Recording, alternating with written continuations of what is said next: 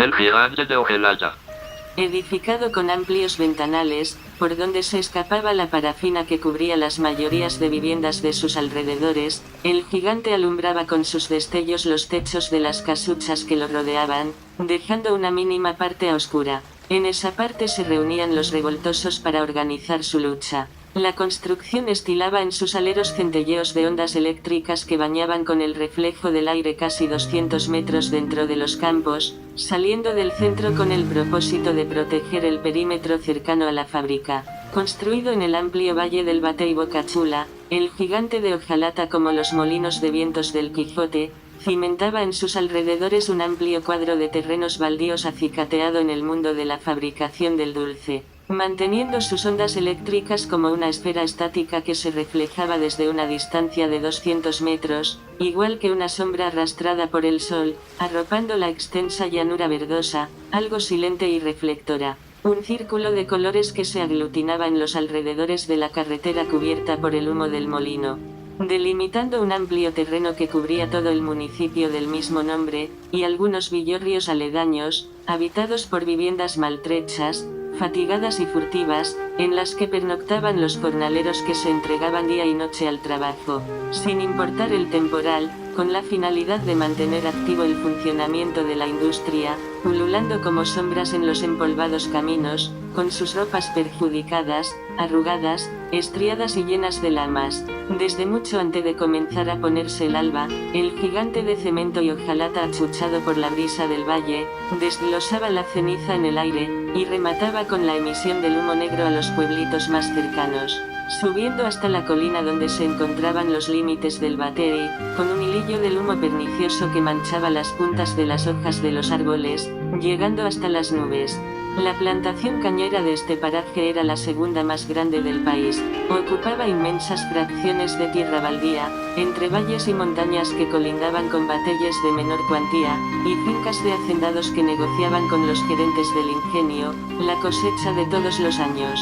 Algunas veces los dueños de las fincas se asociaban a los colonos para mantener la seguridad del litoral, y controlar el asedio de los pobladores de los bateyes y la embestida de los facinerosos que rondaban días y noches por las colinas. La empresa que ejercía en la regencia del ingenio, la componía un consorcio manejado por un grupo de profesionales de diferentes ramas, que llegaban desde la capital en sus lujosos automóviles, acompañando al nuevo gerente general que se hacía llamar por el mote de "el azote del bracero", empleando un lema que se impuso como leyenda entre los campos de cañas durante el largo periodo de su mandato: todo trabajador de la caña, empleados de la fábrica y los servidores de la empresa, al llegar a su puesto de trabajo con la misión del día, tiene un objetivo: ejercer una meta. Antes estos compromisos, cada trabajador está obligado a arrodillarse frente a la puerta de esta oficina, para hacer una reverencia a su patrón, que soy yo, venerarme como ese Dios al que deben su vida, besándome los pies, cuando lo creyera necesario elevarme a la altura de Rey del Universo, a sabiendas que, a la hora de realizar el pago, tendrán que venir a mi puerta, con el cerebro ocupado por la figura de mi rostro, puesto que yo decido quién cobra y quién no cobra, la forma, la cantidad y el momento de esa gracia, de la cual depende su vida y la de su familia, está en mis manos. Para quienes no hagan lo antemencionado habrá castigos que serán generados por su propia insubordinación. Algunos de esos castigos ellos ni lo percibirán, puesto que no tendrán fuerza para sentirlo. El cuerpo de aquel que se niegue a aceptar la realidad de estas palabras, llegará a ser buche de alimento para las aves o pasto para el ganado. Nadie en absoluto en su sano juicio tendrá el valor y el derecho a violar estas reglas. El que lo haga estará destinado a tener una tumba bajo el tronco de una mata de caña en medio del campo. Esa perorata se leía como epitafio en una taria, en la entrada principal del gigante. Todas las semanas los grupos tenían que hacer una parada para desglosar estas palabras. Ese mismo mensaje se regaba en papeles de media página cuando se acumulaban las largas filas de hombres que parecían momias, moviéndose alrededor de la verja de acero para recibir el producto de su jornal. En los pasillos de la gran edificación, los empleados parloteaban entre dientes con sus allegados, mirando siempre a su alrededor con el rabillo del ojo, tratando de que nadie escuchara lo que se hablaba durante la reunión. evitando ser delatado por un cercano colaborador del jefe, que estuviera cerca en ese momento. Este régimen despótico se impuso durante los 14 años que duró la regencia extremista, como se habían nombrado a este periodo por los cortadores de cañas. ¿Qué tal te va en tu oficina?, saludó la empleada del departamento de contabilidad a una de recursos humanos que se juntó con ella en un rincón de la plaza, cada una con un cigarrillo en las manos, disfrutando ver pasar a los cortadores con sus ropas engomada por el sucio de la parafina, hacia la oficina del cobro. Yo no veo el día en que aquí se experimente un cambio para sacar a este hombre de esta maldita madriguera, y nos liberemos de esta prisión a la que nos tiene sometidos, dijo la de recursos humanos. Si se quiere lograr eso, solo hay que avanzar, en la intención de ocupar uno de nosotros la gerencia administrativa de la empresa, comentó la de contabilidad. Eso no va a ser tan fácil, como creen algunos, argumentó la de recursos humanos. Para lograr las prebendas que muchos deseamos, hay que hablarles mentira a los jefes, es lo que a ellos les gusta. Fíjate bien en cómo se comportan cuando se les dice cosas que no son ciertas, siguió comentando la de contabilidad. Siempre quieren tenernos como esclavos, y yo le hago ver que somos sus esclavos de verdad, como ellos piensan. Pero algún día eso cambiará, vamos a lograr abolir esta maldita esclavitud a la que nos tienen sometidos por años. En algún momento vendrá alguien de la misma entraña de nosotros que lo enfrente con tesón y le quite su hegemonía, y esa autonomía de creerse que son dueño de nuestro cuerpo, por el simple hecho de pagarle unos chelitos que no dan ni para comer. No creo que vaya a pasar nada de eso que tú dices por ahora. No veo la intención en nadie de nosotros. Yo solo sé que ya no aguanto más. Si llega la liberación, como sé que llegará, quizás yo ya haya perdido toda chispa de esperanza. No lo crea. En el corte se está tejiendo algo que nosotros no sabemos, pero es algo grande. Por suerte este año ya casi se está terminando la zafra, y los compañeros de los campos se sienten con más brío. Yo siento que ese momento de liberación está llegando. Las pruebas están aquí.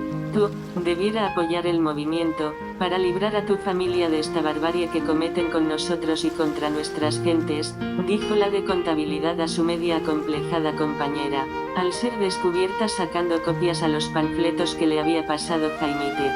Los empleados de la oficina con cargos menores, sucesores colindantes de muchos trabajadores, descendientes de familias que dependían del machete, eran quienes sacaban la información para arrojar a las piedras del corte el poder de la lucha. Laborando sin descanso en las oficinas para cumplir los deseos de los apoderados, tenían que trabajar doble jornadas sin paga, en contra de su voluntad para poder conseguir como favores los derechos que le correspondían para ser libre. Al momento en que cada empleado se paseaba por la oficina principal, era de ley, detenerse frente a la puerta del jefe supremo, hacer la reverencia del lugar como lo rezaba el discurso, y continuar caminando después de la bendición. Algunas colocadas en lugares cercanos a la gerencia, retorcidas por el rencor, vigilaba cada movimiento y decisión que se tomara en las oficinas. Muchas lo hacían pendiente de que sucediera en sus departamentos, una infragante violación con la que pudieran poner en alerta a los cortadores, deteniéndose en cada puerta con el propósito de absorber las críticas que se hacían de los jornaleros, quienes eran considerados seres de razas inferiores por la regencia de la empresa. En los comentarios entre mensajeros y secretarias que no tenían descendencia en los batelles, voces bufonescas se escuchaban como eco entre las paredes del Chiroc, en las que se notaban las divergencias, entre una parte que apoyaba el movimiento de los trabajadores y otra que gravitaba en la posición de los empresarios.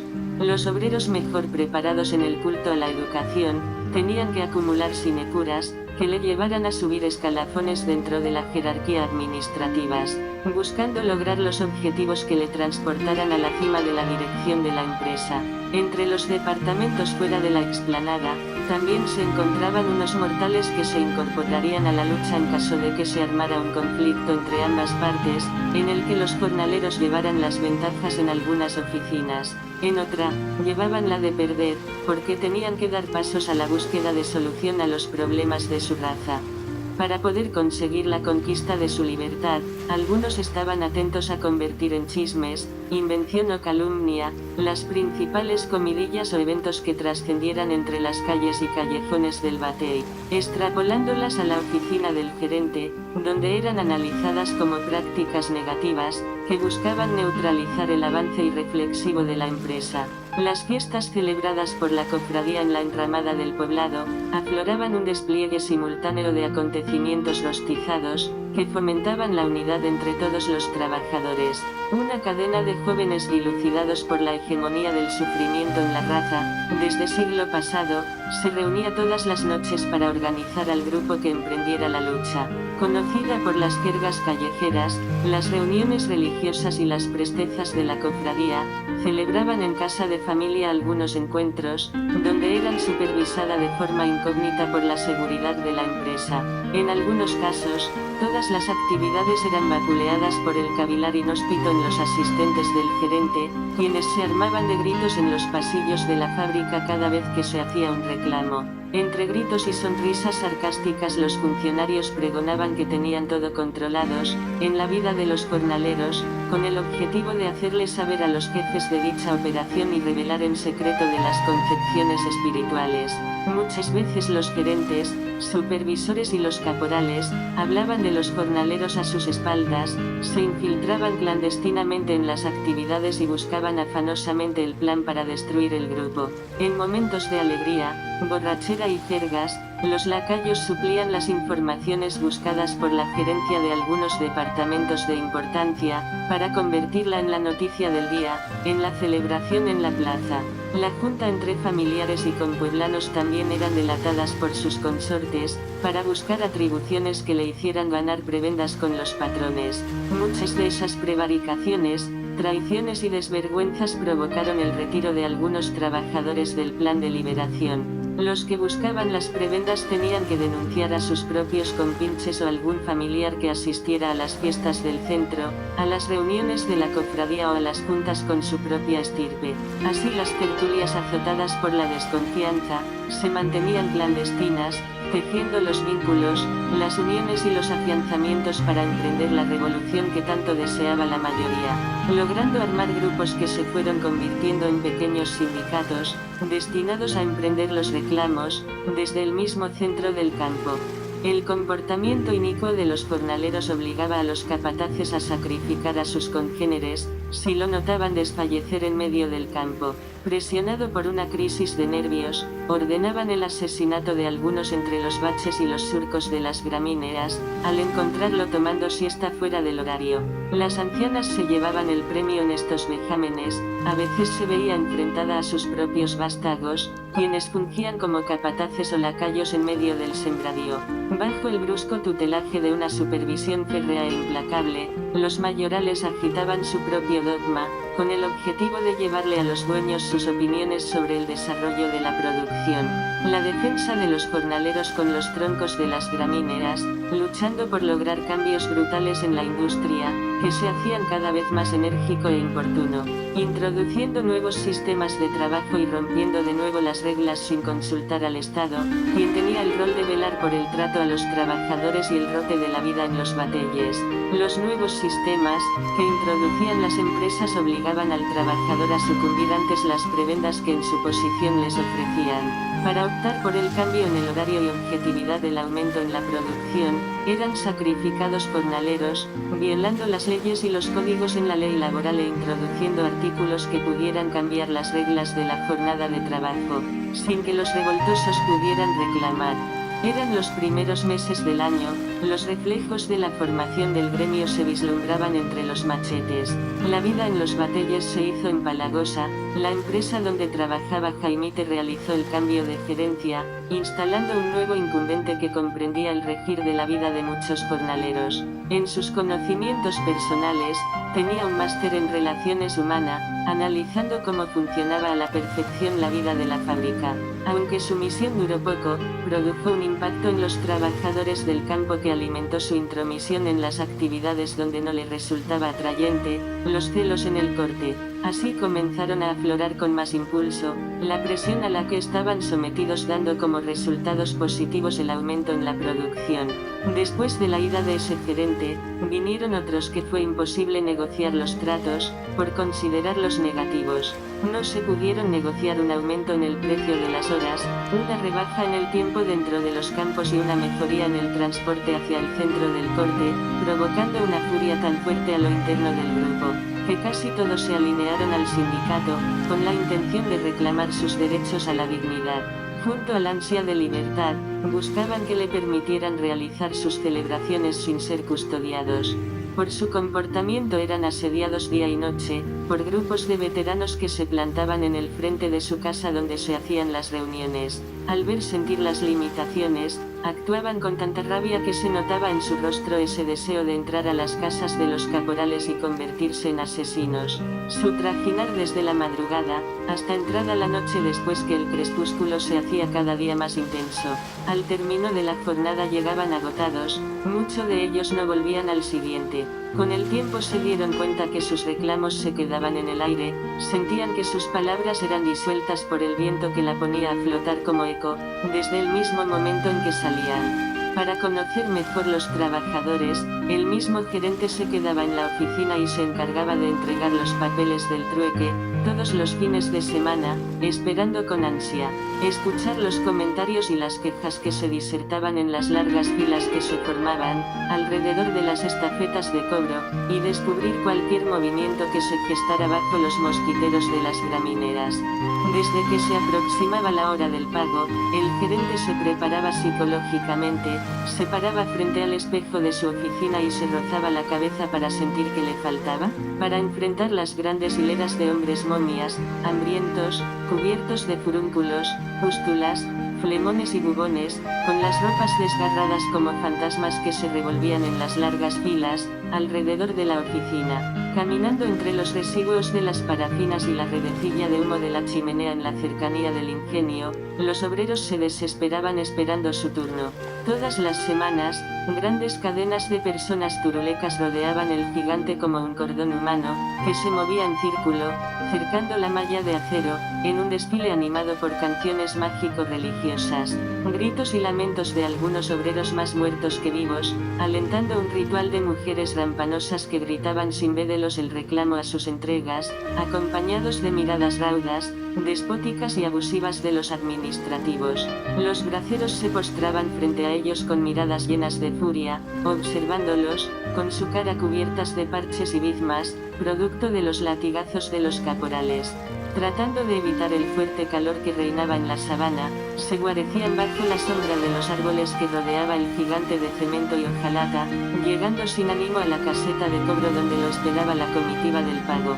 Los trabajadores de la caña, seres insípidos, acostumbrados al maltrato moral, espiritual y psicológico, junto con la gerencia tenían a su cargo la responsabilidad de mantener la autonomía de la industria, asistiendo día tras día a los campos de producción, a las oficinas de planificación y a la dependencia de mando, sin importar cómo se hallara la temperatura en el momento. Susceptible y sentimental en su comportamiento, muchos de ellos al llegar el final de la semana se acercaban a la oficina, buscando el pago correspondiente sin encontrar nada.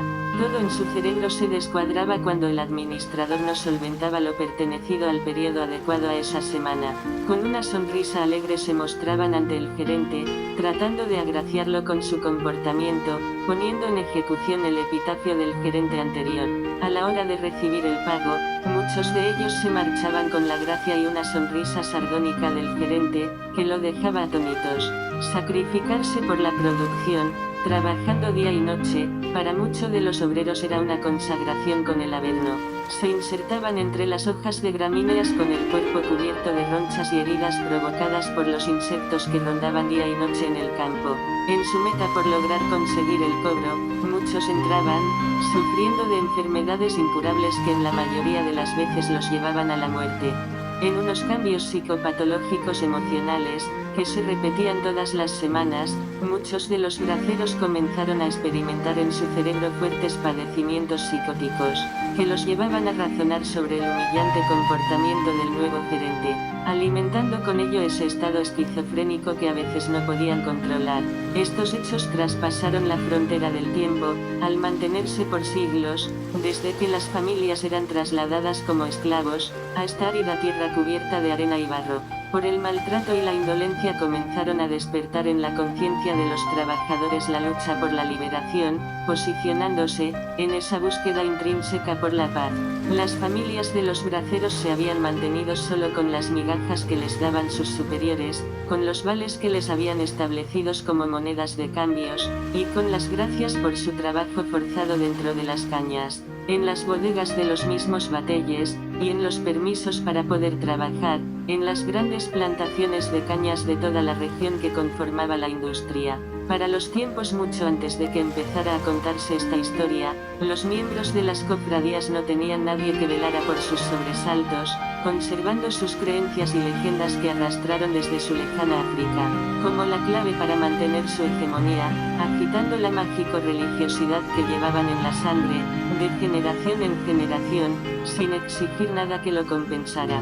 Siempre se habían mantenido al margen de los altercados con sus patrones, manteniendo su preocupación por la producción y el sustento de la familia, al insertarse todos los días en los extensos campos de cañas bajo el agua de lluvia, el viento frío y la niebla del amanecer. Los oficios comenzaban desde bien temprano, sin admisión de quejas de agotamiento. Para la manada de jornaleros, su tarea era solo ocuparse de labrar los campos y activar los vagones de las carretas, mientras eran supervisados por los endiosados caporales desde la sombra de un vagón. Protegiéndose de los reflejos de los rayos del sol, estos jefes gritaban órdenes que mantenían a los trabajadores cubiertos de nervios.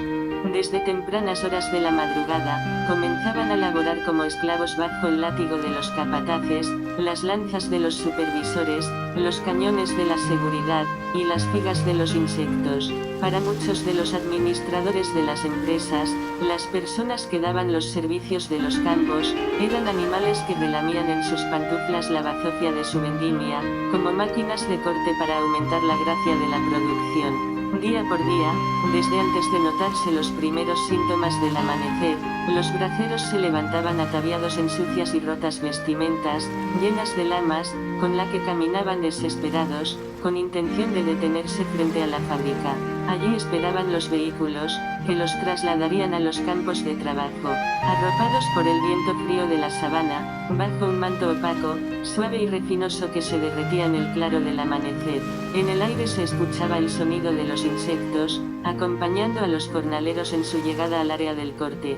Temblando los pies subían a los sucios y maltrechos vagones de la locomotora, que les servían de transporte, para que se trasladaran por los enlodados caminos atestados de trabajadores desde que salían hasta llegar al inicio del corte. Con la ayuda de algunas transformaciones gerenciales en el mando de las empresas que formaban la federación, después de muchos años buscando modernizar la industria, la producción había cambiado algo. Aunque continuaba siendo rústica para los servidores en los campos, el corte en manos de los braceros y la carga en carretas arrastradas por bueyes, seguían siendo las principales acciones alrededor de la factoría. Años tras años el maltrato a los jornaleros era el mismo, vencida la hora de pago, solo cobraban los que cayeran en gracia a los gerentes. Los que mermaban esa gracia, llegaban a su casa con la cara ardorosa y lánguida. La mañana en que comienza esta historia, le correspondía cobrar a un grupo que por primera vez le tocaba hacer fila alrededor de la verja. En ese grupo se encontraban algunos amigos de Jaimite y su esposa, quien lo había alimentado en la misión educativa, con la intención de que superaran los obstáculos que le presentaba la vida y defendieran sus derechos como seres humanos. Trabajadores eficientes. La atmósfera en la puerta de la verja desde temprano se puso tensa, el ambiente se notaba algo cálido. De repente comenzó a caer una ligera llovizna, empapando los cuerpos de los cobradores. Era el final de la zafra, algunos habían llegado temprano formando la hilera más larga que nunca se había visto frente a la oficina.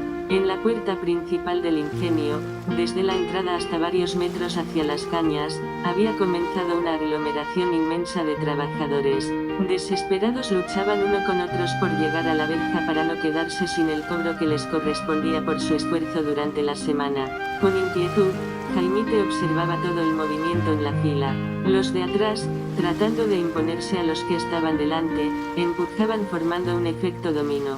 Sentado en una piedra junto a otros, que también observaban con tranquilidad todo el movimiento, el hombre del machete mágico bajaba la cabeza como azotada por una vergüenza intrigante. La hilera de hombres malvivientes, de miradas carroñeras y aspectos de mendigos, siguió extendiéndose durante las primeras 4 horas de la mañana. Algunos de ellos con las manos temblorosas como si sufrieran de espantos, midiendo cada paso que daban, se postraban en la larga fila, que le daba la vuelta al perímetro completo de la edificación, entre los surcos de las gramíneas. Unos sentándose cada minuto descansaban su cuerpo para no desfallecer antes de llegar a la oficina. Aquellos que lograban atravesar la verja de acero, se posaban frente a una caseta de concreto, antesala del área del pago, donde eran atendidos por los oficiales, quienes revisaban los papeles antes de ser recibidos por una señora de pelos castaños.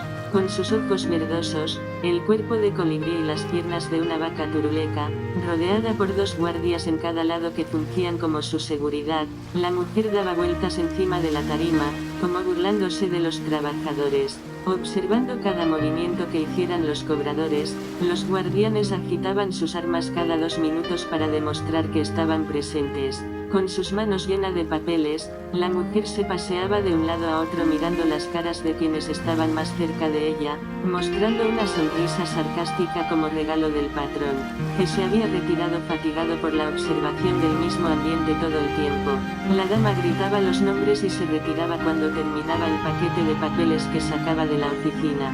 A la escogencia del grupo que iba a cobrar, la servidora entregaba los vales y mandaba a sacar a los demás, al tiempo que los seleccionados pasaban a un pequeño cuarto, donde se ejecutaba el cálculo de su tiempo de trabajo que figuraba en los vales. Los guardianes de manera impoluta se mantenían observando la fila con algo de sarcasmo, volviendo a agitar su arma. Poco faltaba para el mediodía, cuando Jaimite, aún con la desesperación en sus manos, no había llegado ni a la mitad de la verja. Azotado por la angustia, su cerebro poco a poco se fue perdiendo en el vacío, logrando reaccionar al escuchar la sonrisa de la mujer frente a la puerta de la verja. Regresó de sus pensamientos y quedó en el aire por un buen rato, observando de nuevo la larga fila que tenía detrás. Reaccionando miró al horizonte destacando en sus pupilas los cráteres de la luna que jugaba entre las nubes, donde notaba a sus amigos hacer las filas para el cobro. Con su pensamiento en el centro del universo, viajó a la Tierra, conjugando en el viaje los sucesos por los que habían pasado, desde el primer día que se integró en la zafra, hasta el periodo en que comenzó a hacer la fila. El momento del traslado recordó las vejaciones a las que habían sido sometidos los jornaleros durante varios siglos de labores. Después de haber entregado todos sus esfuerzos en los baches, desde antes de salir el sol, los dirigentes se acerbaban con plegarias benditas de que no podían impostar. Jaimite no comprendía por qué sucedía aquellos. Si ellos ya habían hecho el trabajo, ¿por qué no les pagaban lo que se habían ganado habiendo cumplido con su labor entregándose en carne y hueso al trabajo? Se preguntaba entre dientes, esperando ver una reacción en el grupo que aún no había cobrado. Su espíritu continuaba vagando en el aire, en otro pensamiento loco, observándose su cuerpo flotando en el vacío.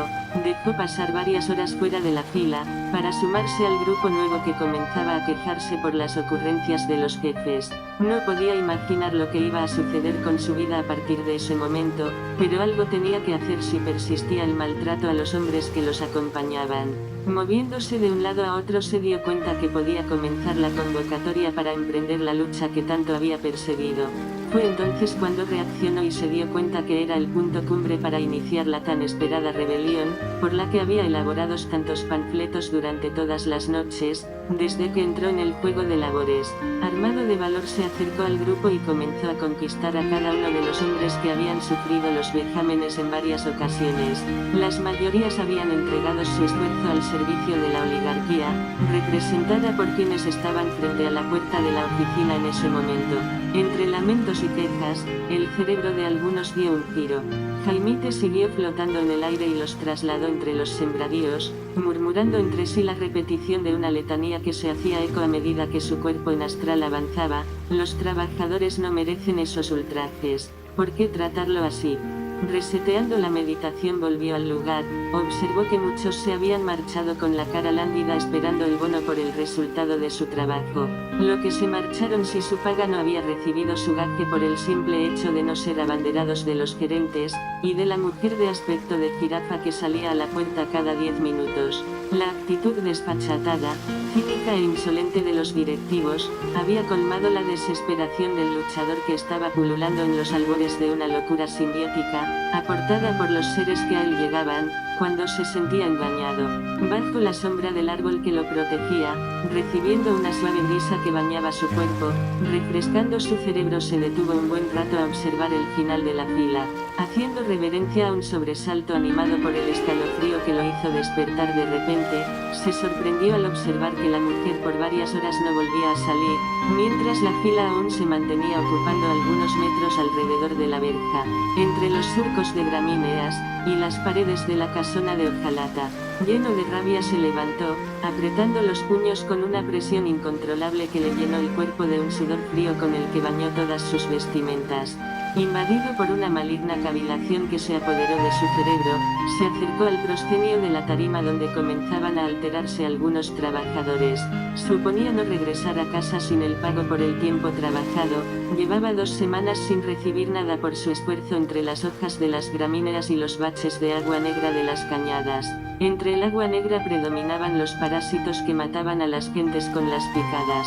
Por un momento experimentó la rabia de vengar el ultraje, asesinando a la mujer que representaba la jerarquía. La pasada jornada, el gerente no estaba en la comarca y había dejado de pagarle a todo el personal del corte, para irse de paseo con su familia. Evitando alterar sus nervios, se movió varios metros hacia la verja, para no ser atacado por la turba que se mantenía inquieta. Notó que las manos empezaron a crisparse y su cuerpo comenzó a temblar, como si el fenómeno lo invadiera con una violencia fuera de control, sacándolo de su temple humanista y pacifista, y llevándolo a un estado de impotencia esquizofrénica baladí que maduró a medida que avanzaba la desesperación del grupo. Buscando controlar su ritmo cardíaco, percibió que era azotado por unos espasmos que alborotaron por varios minutos su cuerpo, al sentir un hormigueo que subía por sus pies. De repente se tranquilizó sentándose en el tronco del árbol que lo protegía con su sombra. Disimuladamente, sin que sus compañeros se dieran cuenta, emprendió de nuevo otro viaje en astral, que lo transportó por el universo en cuestión de segundo, viralizándolo por una tierra cubierta de fuego, en la que descubrió un pequeño rincón donde reinaba la paz y la armonía. Este estado consiguió sacarlo de sus cambios emocionales, por el tiempo que duró en el aire. Al volver en sí, se dio cuenta que la mayoría se habían marchado. La señora de piernas turuleca había vuelto a salir y entrar a la oficina varias veces, dejando a algunas personas en espera de nuevo. Con el ambiente en tensión, la atmósfera un poco calurosa, negras nubes cubriendo el cielo, un suspiro profundo tranquilizó el cuerpo, hasta apoderarse un caliente incontrolable que lo obligó a acostarse entre las hojas secas de la gramínea. En el tronco de uno de los árboles que rodeaban el gigante, en los últimos minutos levantóse sereno, un torbellino de polvo que cubrió la mitad de campo. Jaimite preparó sus utensilios y comenzó a dar vueltas. La intención de marcharse lo invadió sin recibir lo que esperaba. Mirando hacia la puerta de la oficina con desesperación, reaccionó como si despertara de un largo sueño, agitando un deseo insaciable de vengarse de las burlas prescrita en las caras de los guardias. Agitando su cabeza, se postró frente a la puerta para provocar unos extraños movimientos con el objetivo de ponerse en contactos con los seres del más allá, iracundos y violentos, que lo invadían cuando estaba en nerviosismo sin control. Aquellos que los vigilaban mientras realizaba su viaje en astral, los que se habían puesto en contacto para ayudar a la horda de los braceros tomar la decisión de rebelarse contra los colonos. Lo que siempre estaban a su lado esperando una decisión flemática. Algunos de los jornaleros que quedaban en el lugar y que tenían varias semanas sin cobrar, fueron su primer blanco de mirada para emprender la revolución que le habían propuesto los espíritus. Buscando atravesar la empalizada, rodeó la verja de acero mirando hacia los lados, se quedó fijo observando la cara llena de lágrimas de un compañero, esperando sentado el llamado de la mujer de cabellos castaños y ojos verdosos, que estiraba sus piernas cada vez que salía para demostrar que tenía vida, mientras movía sus manos llenas de nervios. Al no recibir el llamado de la mujer, el llorón se movió, al tiempo que Jaimite cabizbajo saltó de un lugar a otro para disimular la rabia que tenía, recibiendo con el aire fresco una sensación de instintos asesinos, haciendo unos gestos que lo pusieron a llorar varios minutos antes de que los guardias anunciaran que todo se había terminado. Escuchando el grito que llegaba desde la puerta, los demás trabajadores asombrados giraron las cabezas, para ver la señora con su pose de alcurnia salir de nuevo de la oficina, y entregar más recibos a quienes seleccionaba con los dedos. Jaimite desesperado se acercó a recoger el suyo, pero fue dejado en plancha de nuevo. De pronto sus instintos benignos empezaron a cambiar, comenzó a sentir un caliente en el cuerpo, y una actitud similar a la anterior lo invadió desde la cabeza hasta los pies, buscando conciliarse con los espíritus. Para tratar de conseguir una estabilidad pacífica, abrigó emociones extrañas que no pudo controlar. De un momento a otro llenó en cólera, y sin percatarse de sí mismo, sus manos se cerraron con inclinaciones demoníacas, perdiendo el control de sí mismo. En un tiempo, agitando las pretensiones de convertirse en asesino, quería tomar a la mujer de los pagos, a los guardias y a todo el personal de la gerencia para asesinarlo, contrarrestando las burlas a que habían sometidos a todos los trabajadores. Reaccionando como endemoniado quiso lanzarse contra ellos y acuchillarlos frente a todos los trabajadores que estaban junto a él. La señora volvió a entrar, insultando con palabras obscenas, a todos los jornaleros que quedaban en la plaza, como si fueran culpable de que ella aún estuviera en ese lugar. Muchos de los que estaban ahí, sabían que los sucesos de ese momento se repetirían todas las semanas a la hora del pago. Para Jaimite era la quinta vez que le sucedía, por lo que pudo aguantar, pero se percató que los nuevos no aceptarían esa discordia. Por ese momento decidió acercarse a ellos, con el fin de conquistarlos, para emprender la lucha con la que soñaba todos los días, sabiendo que el acto de injusticia era perenne en los directivos. A la hora de realizar la liquidación por el trabajo realizado durante la semana, con esos pensamientos se fue retirando hasta alcanzar el camino que lo llevaría a casa. Al llegar a su vivienda se sentó junto a su familia. Sus pensamientos de libertad se esfumaron al ver sus hijos hacer las tareas en medio de la sala, con la cabeza enchufada por el hambre y la cara extenuada. Cabizbaja la mujer lo miraba de reojo esperando su llegada para levantarse a preparar la primera manducatoria del día, con lo que él llevara de la bodega.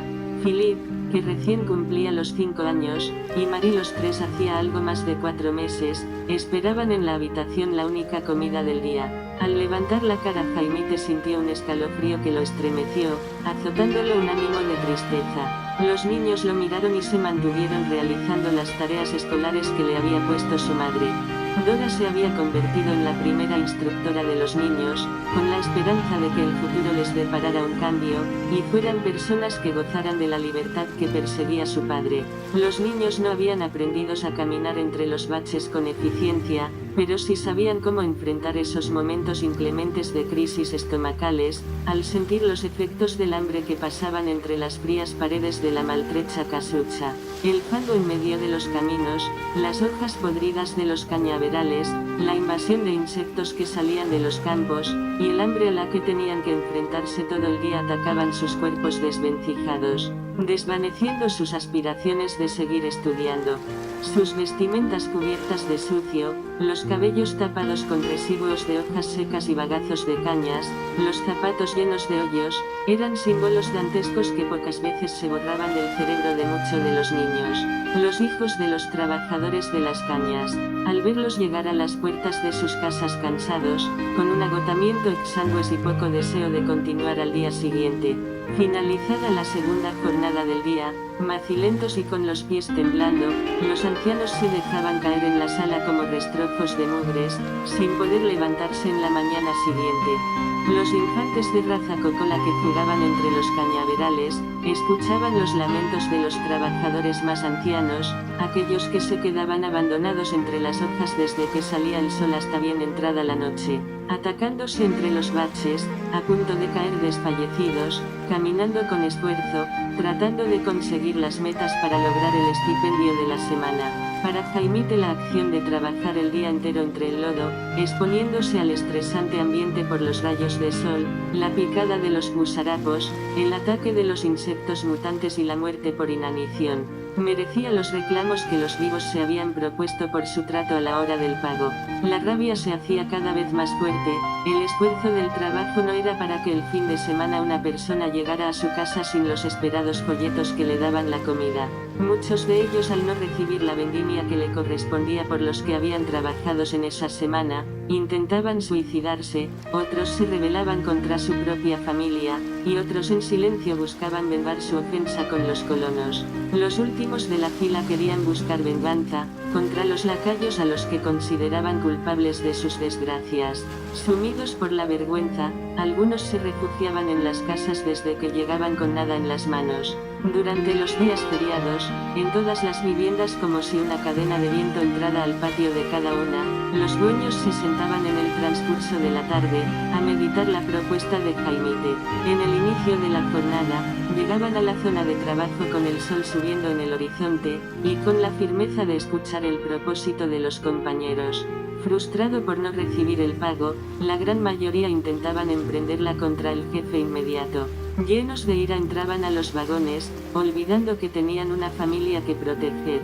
Sabían que un ataque a los colonos se podría convertir en una disputa que terminara con la muerte de quien hiciera el intento de emprender la lucha, a veces arrasando con la familia completa.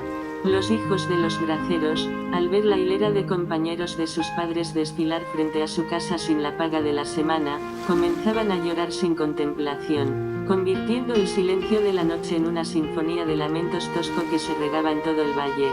La misma tarde de la conquista de Jaimite por la falta de pago, 2 personas fueron encontradas colgando de un árbol, por lo que el valle comenzó a llamarse el Valle del Ahorcado. En el Villorrio, entre mugres también, que aparecieron 2 personas sin vida en la orilla de la cañada. El día en que Jaimite se cansó de esperar sin lograr conseguir su jornal, sus hijos no lloraron, él no se lo permitió. La madre le había enseñado los valores morales en una familia que aguantaba entre las mugres con lo poco que le ofreciera la vida. Llegó la 9 de la noche, el hombre desesperado salió a las calles del poblado con el objetivo de consultar con los compañeros sobre la situación del pago y el futuro de cada familia. En las reuniones querían analizar cuál sería el trato a los compueblanos a la hora del pago. Antes de llegar a su vivienda con una caterva de jornaleros, se congregó con el primer grupo que había hecho contacto en las rejas del Gigante, en la casa de su amigo Horacio y en el camino a su vivienda. Con el objetivo de conversar sobre el propósito de la reunión, lo congregó a todos en la casa de su amigo, para buscarle solución a los problemas con los colonos. Tratar de conseguir que a la hora del pago se les remunerara a todos en el momento en que le tocaba.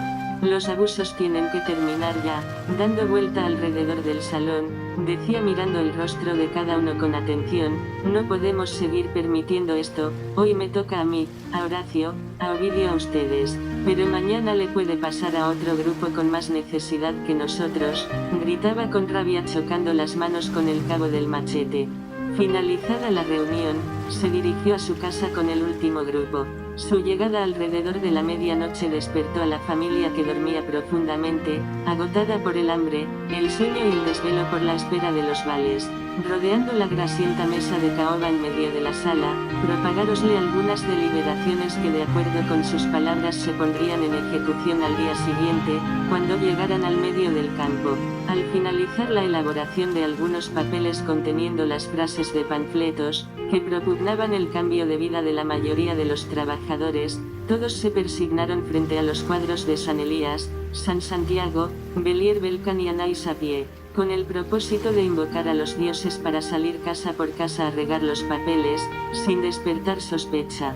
Cerca de las 4 de la madrugada terminaron su labor, y volvieron a reunirse en medio de la calle, frente a la casa de Horacio, para coordinar la tarea del día siguiente. Para muchos de los que estaban en la última reunión, había empezado definitivamente la lucha con los colonos, y no querían perderse ni uno de los episodios.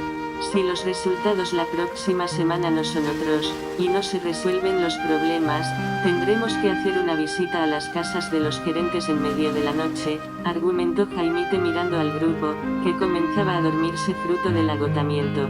Al término de la asamblea, los presentes se decidieron a formar grupos para hacer visitas a las propiedades donde se alojaban los representantes de los colonos, con el objetivo de obligarlo a hacer acuerdos que regularan el estatus de vida de cada uno de los trabajadores.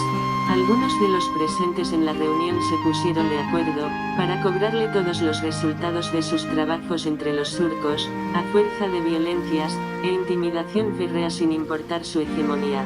Los directivos, los caporales y todo el personal de oficina con cargos menores, iban a pagar caro las hazañas con los jornaleros, y los maltratos que les daban todas las semanas. Muchos sabían que a partir del momento en que ellos se decidieran obrar por su desagravio, la lucha sería una pendencia sin control. Si era necesario provocarían incendios en algunas de las fincas, en las casas que rodeaban el perímetro de la malla de acero, donde pernoctaban los que no se iban a la ciudad, y en los mismos campos. Liquidar a las mascotas de los caporales, violar sus mujeres y cargar con sus pertenencias, era el propósito de muchos de ellos con el objetivo de defender sus derechos para conseguir lo perseguido. Otros para demostrarle que ellos también tenían sentimientos y que eran seres con vulnerabilidad humana, decidieron reuniones pacíficas con la alta jerarquía de la empresa. El propósito de algunas mentes solapadas del grupo, en actitud desesperada, era comenzar con tramar acciones que descollaran en instintos diabólicos, actos criminales, maléficos y asesinos que dieran al traste con los responsables de sus desgracias. Jaimite y su esposa se opusieron a esos actos de terrorismo que generara la anarquía en el campo, y que llevara a aumentar los problemas provocados por los malos comportamientos de muchos, dándoles a los colonos los derechos para actuar con violencia, y apartaran de los campos a muchos de ellos, sin la asignación de sus pertenencias por el tiempo trabajado. Los sentimientos emocionales del momento no se tomarían en cuenta para la actuación que seguiría, quedando plantado en la reunión que esperarían 2 semanas, para hablar con los caporales y los administradores y tratar de hacerlo cambiar, estableciendo sus huellas digitales como firmas sobre los papeles que Dora había redactado durante la reunión. Al salir de la casa, un contingente de hombres vestidos de uniformes rameados, armados con pistola, revólver y ametralladoras, al servicio de los colonos, detuvieron a la mayoría a la fuerza. Lo entraron a un camión vagoneta que habían preparados para atrapar a unos rebelados, que organizaron una revuelta varios días antes de la primera reunión, en otras secciones comunales. Premeditando que no sucediera lo mismo, comenzaron a recoger personas para evitar que se pusiera en marcha una rebelión que se tejía entre los almacenes de la fábrica, en los pasillos del gigante, y entre las hojas de las gramíneas en los campos. Buscando amedrantar a los organizadores, los oficiales trasladaron al grupo a un espacio abierto en medio de la caña, con intención de asesinarlos. Con el grupo sentado en el paredón, fueron impedidos por una multitud de mujeres que se enteraron de la situación y rodearon al camión forzando a los oficiales a dejarlos libres. 2 días más tarde, la seguridad de la empresa, embriagado por el olor de la sangre, tomaron prisioneros a la mayoría de los organizadores de la reunión, llevándolo a otro lugar solitario, asesinando a 3 de ellos que se negaron a confesar el motivo del encuentro. Los oficiales al servicio de la empresa habían recibido las instrucciones, que cualquier intento de rebelión violenta, se calmara con la desaparición de los cabecillas. Nadie delató a Jaimite y a su esposa, quienes fueron sus principales organizadores. La tercera reunión decidieron hacerla en una casa abandonada detrás de la de Jaimite, para evitar ser descubiertos y atrapados por los oficiales que se mantuvieron rondando las calles, a expectativa de cualquier junta en algunas de las casas de los trabajadores. Al sentir el ruido del camión, los que estaban en la reunión salieron corriendo por la puerta trasera, dejando a la pareja en la casa, acompañada de algunos que ayudaban a organizar papeles y limpiar la sala. La seguridad irrumpió en el hogar, rompiendo la puerta, colocando sus armas en posición de ataque, y revisando todos los rincones. Con una violenta agresividad, recogieron a Jaimite y su esposa golpeándolo en la cabeza, lo sacaron a la calle con el propósito de dar ejemplo a los demás organizadores. Con el cuerpo lleno de sangre lo tiraron al camión como un saco de bagazos despeluzados, dejando a Dora con la boca cubierta de residuos de sus dientes, con un sabor a sangre rancia. Al ser golpeada por unos de los militares que se burlaba de ella de forma cáustica, punzante e irónica. La mujer con el cuerpo en el suelo, los pies hechos guiñapos y las manos dobladas, era abandonada frente a la casa, suplicando a grito la liberación de su esposo. Con Jaimite humillado por los guardias, arrodillándose para que no lo mataran. Los sicarios contratados por los dueños de las cañas se apartaron, rompiendo su cabeza con la culata. Su hijo Philip se sentó cabizbajo en un tronco, sintiendo una sensación de amargura y desaliento que lo llevó a redimirse en unos achaques pendencieros e iracundos, queriendo atacar a los oficiales para que lo ametrallaran. Como habían hecho con los hijos de otros que hacían reclamos, uno que habían peleados por sus derechos hacía varios años, prosperando a través del tiempo una aspiración de venganza infausta del que jamás se apartaría. La experiencia de esa noche retumbó en el cerebro del niño por todo el resto de su vida. A partir de ese día, durante la lucha por la libertad, los trabajadores de la caña jamás volvieron a tener un momento de paz y tranquilidad. Todas las noches eran atacados por un grupo de sicarios pagados por los colonos, dejando varios muertos en medio de las calles del Valle del Ahorcado.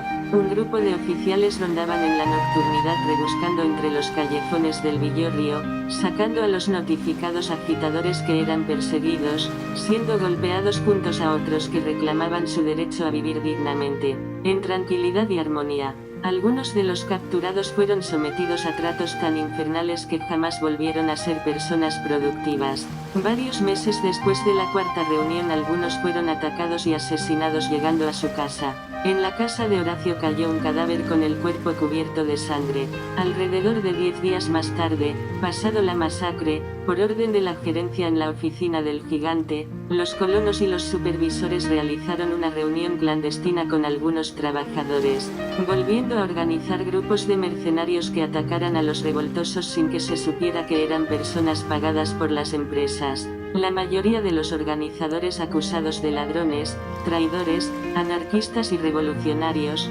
eran asesinados en medio de las calles a altas horas de la noche, bajo protesta de limpiar a los grupos que anarquizaban las labores productivas en los ingenios. Todo este conglomerado de acciones criminales recibió el sello de la desidia por parte de los servidores del Estado, que nunca llegaron a visitar al gigante de cemento y hojalata con plenitud.